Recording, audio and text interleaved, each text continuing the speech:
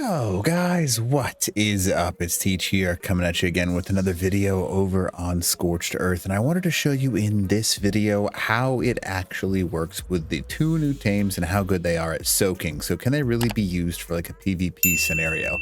Now I've got what I expected was not actually the case at all. It was quite opposite what I expected. So I'm gonna go ahead and show you. Yes, these are way high levels, but at the point I guess the reason they're high levels is so I can show you how much they can soak and where they can soak from. So we're gonna go and start out with the one that's probably more obviously not the greatest at soaking, the Fazila, but there's a little bit of a secret actually with this one. Kind of interesting how it works. So I'm gonna go ahead and show you that. So basically with the Fazila, right, it will take damage from a tech turret, and it will take it from the front side, and it does a pretty good job of actually blocking the bullets from you.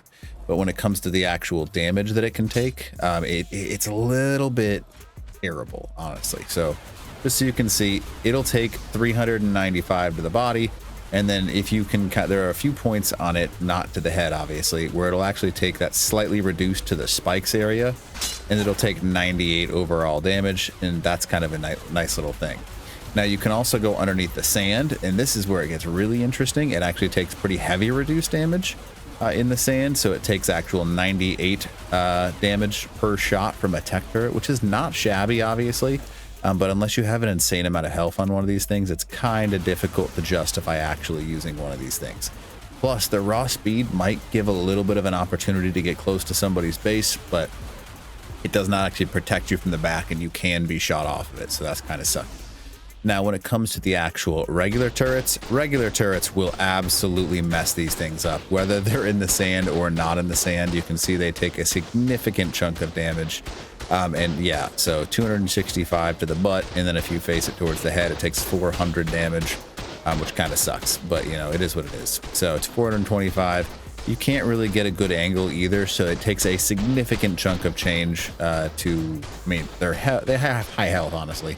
But yeah, that's too much damage. They won't be able to survive that. So the Fazila is not something that's going to be something you really can tank with. However, it does do incredible damage when it pops out of the ground and actually attack something. Obviously, this is way high of a level, but it will pretty much exclusively be used to burn people's saddles. So the Fazila is great, but not for soaking. Now, a lot of people thought this was going to be the next great soaker, right? The OASISAUR. Now let's go ahead and show you, and this is the same, by the way, whether you fly or not fly. This is how much damage OASISAURs take, and it's not good. 750 a shot. Now there is also splash damage that gets included as well, so I'm going to go ahead and back this thing up just so you can see. So yeah, 750 damage from a tech turret means that this guy is absolutely going to get smoked by turrets.